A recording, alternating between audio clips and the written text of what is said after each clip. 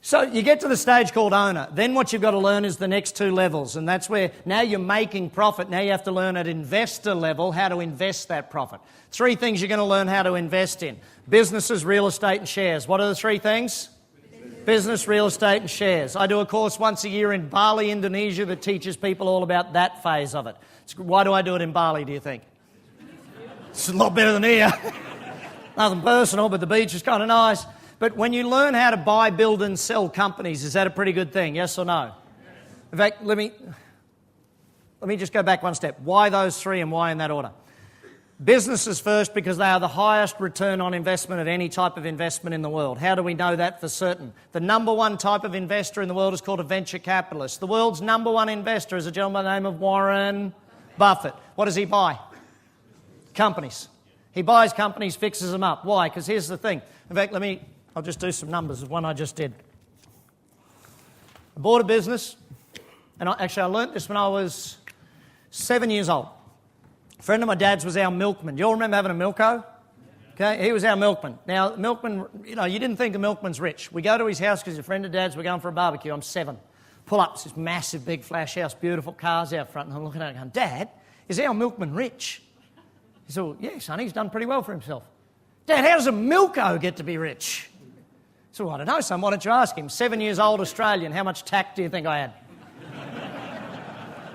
I walk up to our dad's friend who's a milko and I go, you're rich, right? How did you get to be rich as a milko? And he stands there and he kind of has a bit of a laugh to himself. And at the time he taught me something which I didn't really understand, but today I get it 100%. He said to me, son, you don't make money selling milk, you make money selling the milk run. So you don't make money running a business, you make money buying, building and selling businesses. Because here's the thing. Just did a business where I bought it. In Australia, it was doing 1 million in profit. I bought it for a multiple of 2. That means 2 times profit I bought it for because I know how to negotiate, I know how to do all those things. I bought it at a good price. So I buy the business for $2 million. Over 1 year, I take that to a $4 million profit in that business.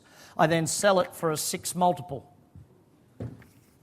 $24 million. Was that a good day's work? Hello? Yes. Celebrating. See, if it was you that did it, you'd celebrate like heck, wouldn't you? Right, so you've got to understand, this is why building companies is something you have to learn. Your current business is your entrepreneurial case study.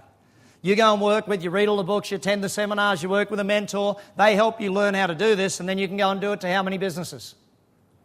As many as you want. I mean, see, here's the thing. If I ran that business for 1 year, I make 1 year's profit. If I sell it, I make 6 years' profit.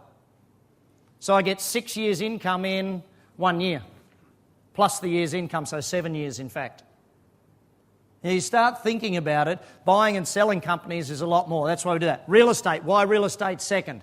Real estate, you can still add value to it. See, if I go and buy shares tomorrow, if I went and bought shares in any bank or any company tomorrow, what could I do to turn it around? Nothing, because I'm just betting the management team will make that business run. Does that make sense? Whereas if I go and buy real estate, I can't do hundreds of multiples like I can do in business, but I can definitely do 10, 20, 30%. If I go and buy a house that needs paint and needs the gardens done and all that, I can do all that sort of stuff for maybe 10% cost and add 20 to 30% value, okay, especially in a boom market. But also the reason I love real estate is I can just park my money there for how long? Forever. I just park it in there. I put my money there, it grows. See, here's the thing with real estate that most people don't understand. Real estate, your minimum investment is 10 years. Your minimum investment is 10 years. If you can't put the money in for 10 years, do the share market. If you can't put it in for 10 years with a 20% down, that's not investing, that's gambling. If your time frame is under 10 years, you're a gambler. If it's over 10 years, you're an investor.